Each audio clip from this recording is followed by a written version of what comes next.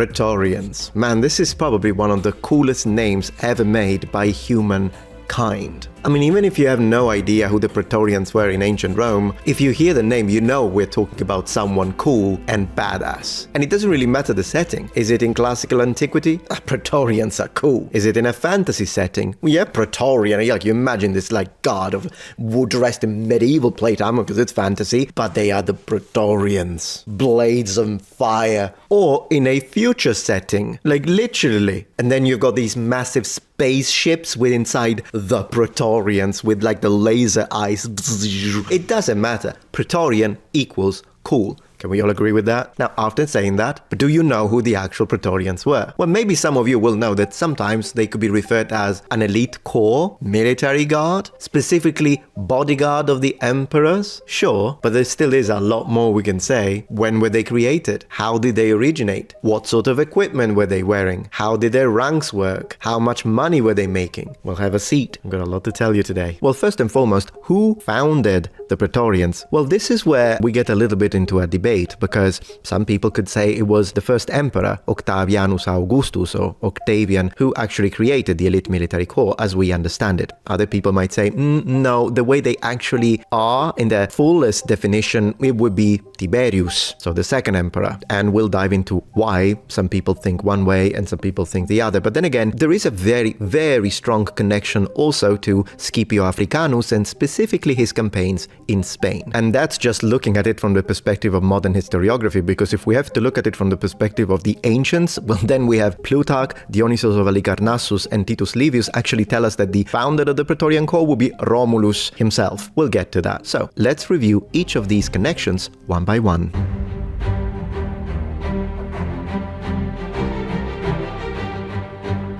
There is a very strong connection between the first emperor, Gaius Julius Caesar Octavianus Augustus, and the Praetorian Guard, since he was the one who established the Praetorians as a permanent defending legion, protectors of Rome and Italia. Cicero already uses the term Praetorian to define a cohort of bodyguards of elite soldiers in 43 BC, as they are mentioned during the Battle of Modena, and both Mark Antony, Marcus Antonius, and Octavian had their own Praetorian Guards. The Praetorian Guard used in battle is already mentioned during the Battle of Pistoia, which was fought in 62 BC, as reported by Sallust or Gaius Sallustius Crispus. It's actually in this case better to call him Sallust so you don't get confused with this other guy, Salutius, although then again, if you see when he was born, unless he was a freaking prophet, yeah. Anyways, this guy tells us that during this battle, Marcus Petreius used the Praetorian Guard in battle against his enemy Lucius Sergius Catilina. Now, I usually don't use Wikipedia, but in this case they described it correctly, so I can read it since we double checked it. When did he die? 62 BC. When was the battle fought? 62 BC. Yeah,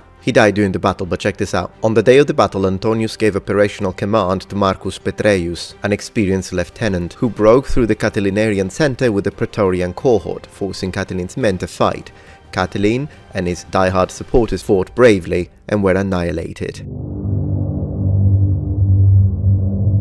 So already before the establishment of the empire, and therefore the first emperor, we know that we have these elite cohorts. Although then again, when I say cohort, do remember that Praetorian cohorts function differently from regular legionary cohort in the sense that normally a Praetorian cohort is made of 1,000 strong. And the Praetorian Guard that were defending Italy at the time, how many did we have? Well, we have numbers that mention up to 8,000 soldiers, but already by the times of Emperor Octavian, Tacitus mentions 9 cohorts of Praetorians, which would be 9,000 men, while Cassius Dio mentions 10, so 10,000 armed. What's special about this first century Praetorian Guard under Octavianus Augustus is the fact that where these soldiers would originate from, because, you know, he had very specific rules and regulations as to who could become a Praetorian and where they would be stationed. So to start in order, who could become a Praetorian? Well, under Augustus, you had to be from central Italy, specifically from the regions of Latium, Etruria, and Umbria. So all Praetorians under Augustus were Italians. Also, of these 9 or 10,000 men,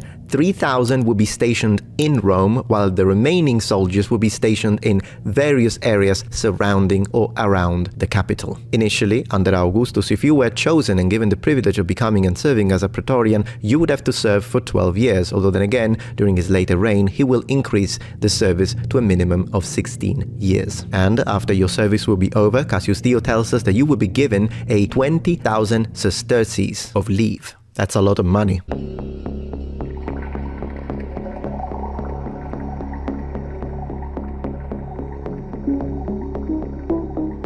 Regardless of all we have said about Augustus, the reason why some people and some historians consider Tiberius to be the one emperor that should be connected to the Praetorian Guard the way we understand it, so Praetorians per se, is because he was the one that would consolidate them. In other words, he is the one who deployed all Praetorian cohorts within the capital, also building specialized Praetorian barracks, or Castra Praetoria. We are told that this was done, of course, in order to avoid the problems coming with fragmentation, compartmentalization, and the idea that a military body that is unified would be a lot more effective to deploy quickly. But one thing that is important to underline is that Tiberius made this move under the counsel of a specific historical personage that we should discuss, Seianus. Seianus was, at the time, the Praetorian prefect. So the fact that he wanted the Praetorian Guard to be unified and consolidated into one single point was not just to make it more reactive and therefore more effective on the fields of battle, but it clearly was also to increase the political power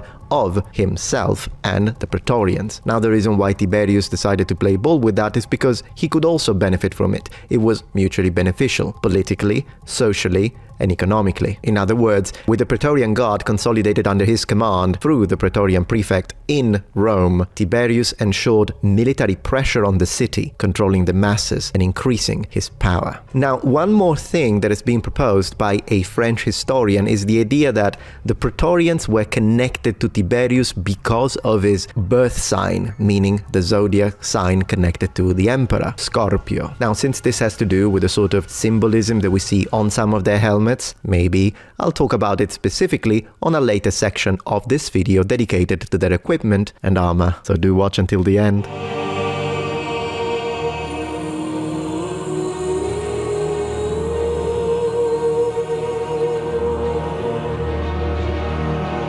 Okay, so that's when it comes to the first two emperors and how they are connected to the Guard itself. Now today we'll talk about other emperors, we'll talk about Pertinax, we'll talk about Septimius Severus and his reforms. There is a lot to say, but before we do that, before we move forward in time, allow me to take you back, not only to the Republic, but to the Regnum Romanum. What were the origins of the Praetorians? The three ancient writers, Dionysius of Halicarnassus, Plutarch, and Titus Livius, attribute to Romulus, the mythical founder of Rome, the creation of a specialized military corps of 10 men for every curia, so a total of 300 armed of the best warriors. These were called celeres, which can normally be translated as the fast ones. Now, of course, when we dive into mythology, we don't know how much we can trust it, but one thing is important to say, these celeres were mounted. We're talking cavalry. These mounted soldiers armed with spears were in fact the personal bodyguard of the king and subsequently senators. However, this royal guard will be removed by Numa Pompilius, the good king, who disbands them. If we read Titus Livius, he confirms that this royal elite corps of bodyguards comes back in the early Republic. He mentions these dictators' cohorts, although once again, do remember that when we use the word cohort, depending on what period, the meaning will be different. So even though we said that in imperial times a Praetorian cohort would be constituted of 1,000 strong, at this point it's difficult to say how many men we had, also because a military cohort as a tactical unit, particularly under Scipio Africanus, consisted of 480 men. That's not the type of cohort we are talking about in the early Republic, however. How many men? Difficult to say, as this type of cohort was created by Scipio Africanus in Spain and only subsequently organized under Gaius Marius and his reforms. Now, the connection with the early types of royal bodyguards and the Praetorians is fascinating, but I think if we really want to find a unbroken line of connection from Imperial Roman Praetorians and the earliest we can go, we need to connect them to Scipio Africanus. It is in fact this general or legate that establishes a specific elite corps with the function of protecting the praetor, which I believe in English is pronounced praetor, but I'm gonna say praetor because glory to Rome. Also keep in mind that these men were paid paid 6 times the normal salary of a legionary. This, of course, will also connect to the sort of equipment that they could buy, but we'll get back to that in the equipment section. Now, since I am making a strong assumption here when I say I do believe that the real origin of the Praetorians would be connected to Scipio Africanus, I think I should tell you where that statement comes from. And it comes specifically from the ancient sources and from a very interesting character, Sextus Pompey. Latin name Sextus Pompeius Magnus Pius, was a Roman commander who tells us specifically that it is Scipio Africanus who created the Praetorian Guard. And just to give a face to the man, this is a coin that represents him, minted in Sicily. So, we know that these Praetorian Guards were created by Scipio Africanus in order to defend praetors. And we also know that they will eventually become the bodyguards of literally everything that is VIP, senators throughout Roman history, commanders, and all the way up to emperors. But what is a praetor, since that is their origin? The title of praetor is kind of complicated in the sense that yes, it would require a dedicated video. I mean, it could be the origins of the praetor, haha, Metatron. But the reason why it's complex is not even because there is a lot to remember, it's mostly because it depends on the period, it changes a lot. Initially, you can think of it as a military commander, not too different from like the way you would understand a legatus. Yeah, I mean, I'm being superficial here, but I think the best way to focus for us to understand what a praetor is that it will eventually be institutionalized into a sort of magistrate. With time, eventually, praetors will gain state control over military activities and will have all sorts of legislative power. In fact, according to Livy, in some periods they were even sharing their judicial responsibilities with consuls. All in all, if this is a little confusing, just think of them as this: high statesmen with a lot of power and control of the military. That's a praetor. As Roman history continues, praetorians and their numbers are increased from 9 or 10,000, as we were discussing under the first 2 emperors, all the way up to 16,000 men under Emperor Vitellius. Also, at this time, the recruitment limitations are expanded, as we are told, by Cassius Dio. As now, not only you can recruit praetorians from the entirety of Italy, not just central Italy, but also all the way to the Iberian Peninsula, so modern-day Spain and Portugal, Noricum and Macedonia. But the greatest reforms come under Emperor Septimius Severus. He's the one who completely removes any form of limitations and says, no, you can come from any province of the empire, and regardless of your origins, anyone can become a Praetorian soldier. So why does Septimius Severus do this? Because he was not an Italian Roman?